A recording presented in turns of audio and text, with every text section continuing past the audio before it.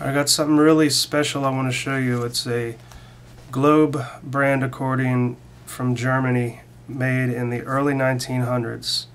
This is the gold medal model, and this was the same accordion, I believe, that a very famous old Irish German accordion player played on back in 1915 and recorded. This was Elton Doucet's personal Globe accordion that he wanted to sell, and it's in perfect condition. The paint is all perfect, the engravings are perfect. He did put some varnish over it, which he did a really good job with. All the reeds are in here, they all sound, they're all in perfect condition. They barely look like they've ever been tuned. He did put some new bellows and bellows frames. The bellows, obviously, they're Italian bellows. Not obviously, but they are Italian bellows. He made the frames, and he kept the old hardware. It says the gold medal accordion with EON instead of ION, accordion. And he even saved the little plate that says steel reeds.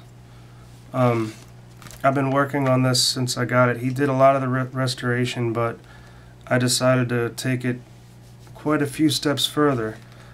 The flappers, these valves, the pivots were, back in the old days, they didn't always do the best job. I guess the wood would swell, and they didn't want them to get stuck. These are cut a little thin, and these flappers would be wobbling all over the place, and it would make the thing leak, which means it would play worse and it would sound worse. So I took the fingerboard off, and I put little thin pieces of maple I sawed and sanded in between the pivots and the fingerboard which it rests. And obviously I only glued one side of the maple, because if I glued both sides, it wouldn't open. And it wasn't that hard to do. It just took a lot of instinct, and I got all these perfect. I had to tighten the buttons because they're a little loose, and these springs are strange because they're connected to the fingerboard on the outside.